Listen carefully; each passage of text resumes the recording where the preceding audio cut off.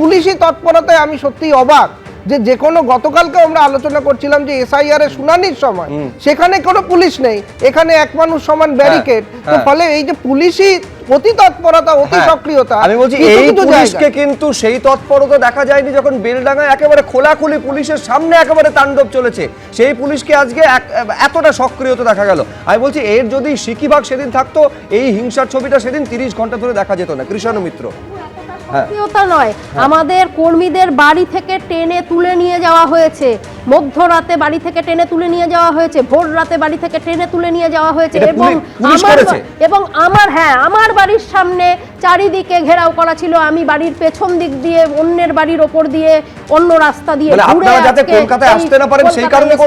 একদম আমরা যাতে পৌঁছতে না পারি, আমরা যাতে এইখানে আসতে না পারি তার জন্য করেছেন। যেখানে আমাদের স্বাস্থ্য সচিব নিজে গত 7 তারিখে আমাদেরকে বলে গেলেন যে 21 তারিখে আপনারা আসুন, মারাত্মক অভিযোগ করছে যে বাড়ি থেকে টেনে বের করা, তারা যাতে বাড়িতে কলকাতায় আসতে না পারেন, ঘরে কার্যত গৃহবন্দী করে রাখা কার্যত। আমি বলছি এতটা ভয় কেন কৃষ্ণদা? দেখুন, কোনো ভয়টয় নয়, একটা পরিষ্কার বলে রাখি যে একাংশের যে আশা দিদিরা যে আন্দোলন করছেন তাদের দাবির সাথে আমরা সম্পূর্ণভাবে সহমত পোষণ করি এবং আমরাও চাই যে তাদের যাতে জীবনযাপনের মান উত্তীর্ণ হয়, তাদের যাতে এই সুরাহাগুলো হয়, কিন্তু আমাদের একটা সীমিত ক্ষমতা আছে এবং তাদের দাবির সঙ্গে সদিচ্ছার প্রশ্নটা কিন্তু একভাবে যাচ্ছে না।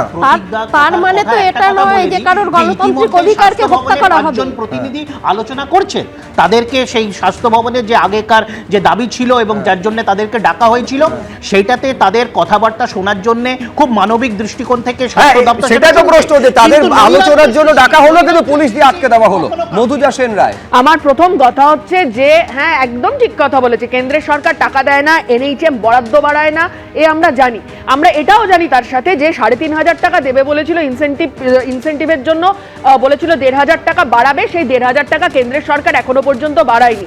গত 19 তারিখ আমাদের সংগঠনগুলোকে ডেকে হচ্ছে যে মিটিং করলো, মিটিং করে নতুন কি কথা বলেছে আমাদেরকে, সংগঠনগুলোকে ডেকে NHM মিটিং করে বলছে যে আপনাদের যে মানে ভাতার কথা বলছেন, যে হচ্ছে যে আপনাদের মানে ফিক্সড অনারিয়াম বাড়ানোর কথা বলছেন, এই ফিক্সড অনারিয়াম বাড়ানো স্বাস্থ্য ভবন বলছে আমাদের হাতে নেই।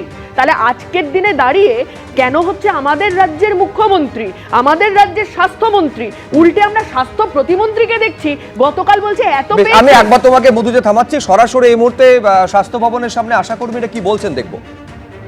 আমাদের আজকে যেভাবে প্রশাসন এবং পুলিশ এবং দলীয় যে ক্যাডার দিয়ে যেভাবে অপমান করেছে, অ্যাসাল্ট করেছে, আটকে রেখেছে, থানায় থানায় আটকে রেখেছে, রাস্তায় রাস্তায় আটকে রেখেছে, তাদের প্রতিবাদে সমস্ত কর্মীকে আমরা এক জায়গায় করব। তার নিজের নিজের জায়গায় আজকে ফিরে যাবে। কিভাবে ফিরবে আমরা কিন্তু এখনো বলতে পারছি না। এরা সকলেই থাকার জন্য আজকে এখানে এসছে। ফলে এই যেভাবে ছড়িয়ে দেওয়া হয়েছে, আমরা এক জায়গায় করে কালকে ধিক্কার দিবস হবে, এই মাসের শেষে আমরা বৃহত্তর আইন অমান্যের দিকে যাব। এই কর্মসূচি কিন্তু আমরা এখানে চালিয়ে যাব এবং কর্মবিরতি চলছে, আমরা কিন্তু এখন কাজে ফিরতে পারছি না, এটা আমরা জানিয়ে দিয়ে এসেছি। এবিপি আনন্দ, এগিয়ে থাকে, এগিয়ে রাখে।